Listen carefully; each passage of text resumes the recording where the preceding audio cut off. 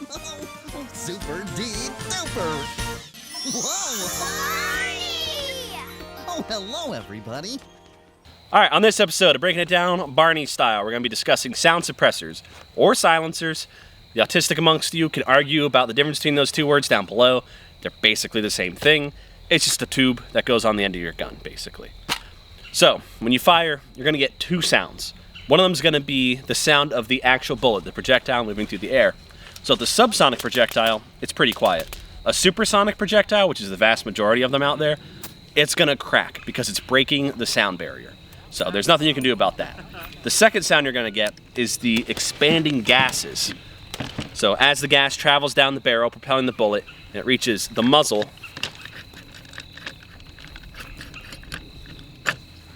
it's going to expand outwards and burn. And that's going to create a deep thud sound.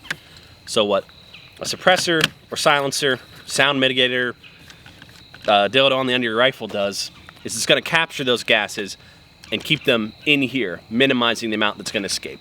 So it's getting rid of the thud, not the crack.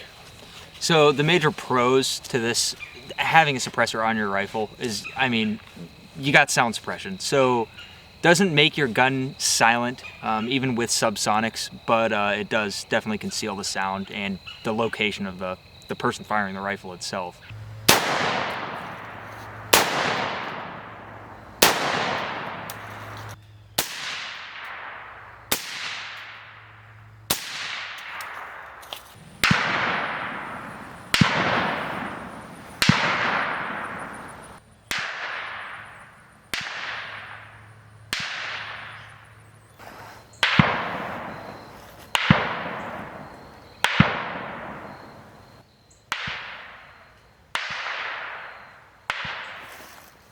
It's going to allow you to communicate easier in your group or your team as well.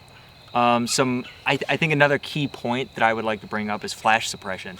And this might actually be the most important thing when you're shooting at night. It conceals your flash a lot better than a flash hider.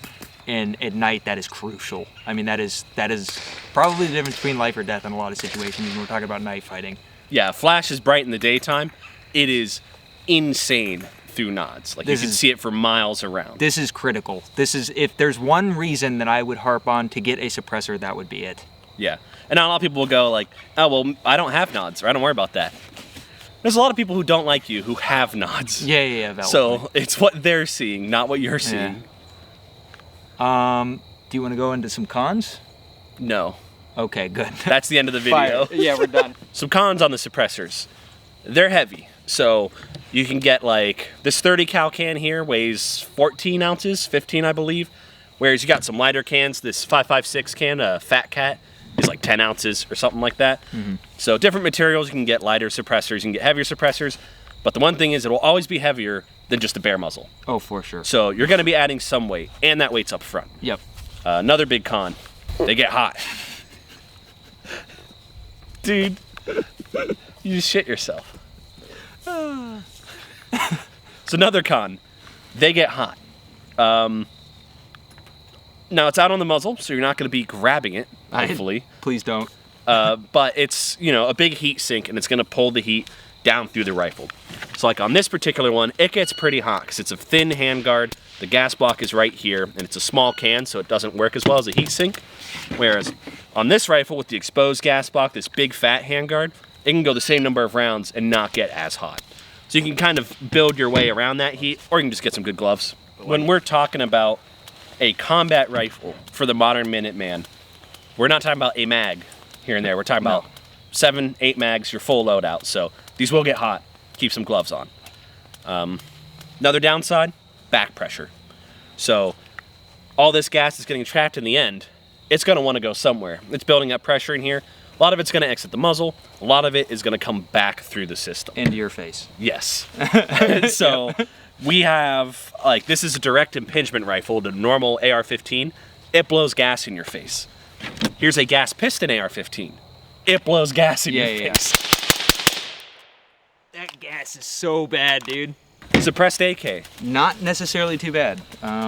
Still blows gas in your face. But nowhere near what an AR does. Yeah. The only gun that I have that does not gas me out if I dump a mag is the Kel-Tec RDB, but that has some other problems. That's real goofy, yeah. Okay. So that's a thing that you're just going to have to live with the suppressor. Now, you can work your way through that by gassing your rifle well for it. So make it set up for that suppressor. You grab like a 10.5-inch AR that's already over gassed to hell, and then throw a suppressor on it.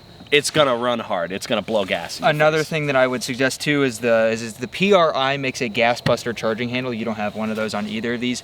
Huge difference. Instead of it coming right back in your nose, it diverts it out to the side. It makes a big difference. I would suggest getting one of those. So there are gas mitigation systems Yes. that you can put in place to make it not nearly as bad.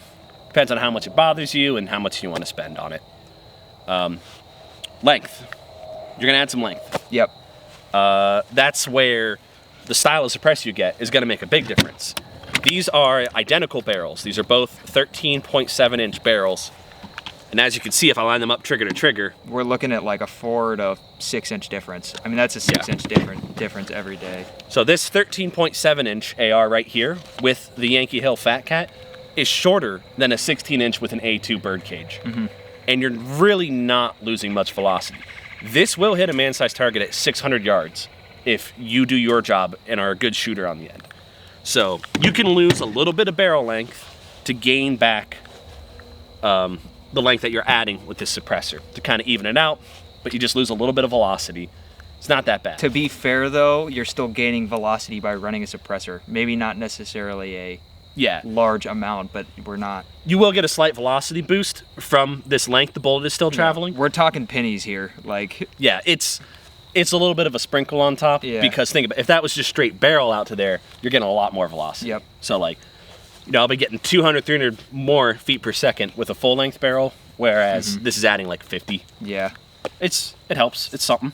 just keep it in mind.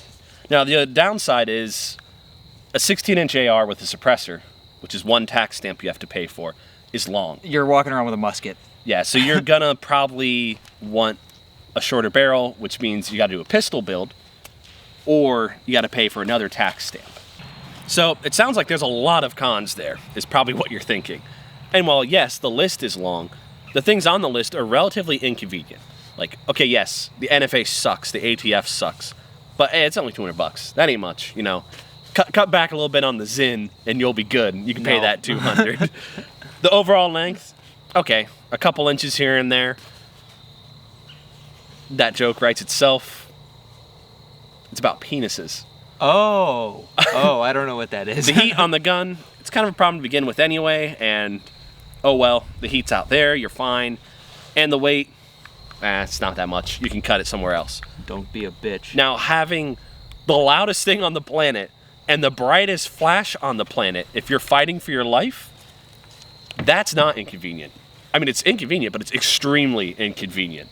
Much more than any of the cons if not on this. fatal, dare Yeah. I say. Because, again, we need the context here. Watch our Modern Minuteman video to get the entire context on this.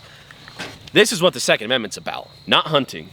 It is about you having a combat rifle that is on par with the military.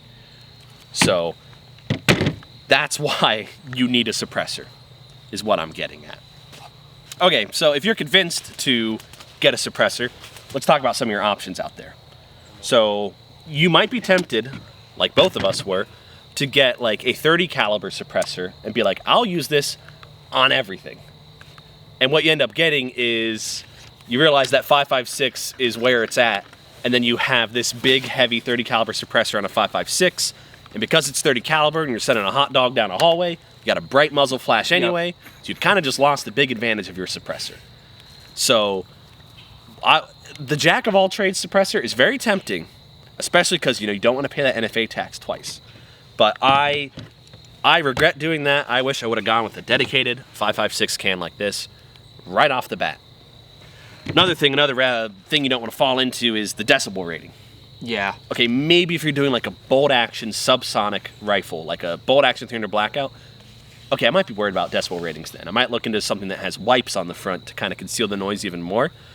When it comes to supersonic rifles, which, let's be honest, a combat rifle, you're going to be shooting full subs. power ammo. You should be. Yeah, so, this one is really fucking loud, and this one is a little bit less really fucking loud. They're both fucking loud. Yeah, it doesn't. So don't worry about the decibel rating. That's again why I ended up with like a little chode. Okay, it's louder than a longer can, but it's much more convenient for me. QD. Very convenient. You know, I could take it off and for when I'm going to the range and I could screw it on and off, whatever. Why am I taking it on and off though? Like if this is my rifle, my combat rifle as it's set up, why am I taking off the suppressor? I'm gonna change my zero where my round is actually hitting. I now have a really loud rifle with a loud flash. There's not really a need for QD. There's a time and a place for it. I wouldn't say it is here in this context. It's convenient. I will say the time and the place for it is my like 300 Win Mag bolt action rifle. That thing is a spear with a suppressor on it. It is a whole phalanx pike. So taking it off for transit, like in the field, not just like transit in my car, that makes some sense. But on like a 5.56 AR, what your combat rifle probably should be, just put it on there, direct thread, and let her sit. Save yourself a couple ounces of weight. Don't have to worry about zero shift or anything like that. And oh well, I have like a dozen AR-15s. Why? Just get one good one and run that. I see this everywhere. Oh, I ain't getting that suppressor because it's a $200 tax, and the NFA shouldn't be a thing, and the ATF's gonna come in and fuck my dog. Oh, joke's on you. They'll come in and fuck your dog and your cat without any reason. Yeah, like and then they'll shoot your wife. If they don't fucking like you, they'll just have a judge write a warrant anyway to come into your house, right? And like, dude, you got one of these things? Oh, they know everything about you. They know how many times you piss per day. They know the diameter of your sphincter. Based on the air that comes out of your ass. Yeah, so like, you're carrying around government spyware with you. And like, that's fine. Yeah, I'll forfeit like basically all my rights to privacy. But when it comes to this thing that helps me with the Second Amendment, drawing the line. That's not where I'm doing it. Like, get real, okay? The Second Amendment's about a combat rifle. It's about a military arm that you should have as a civilian. So equip yourself accordingly.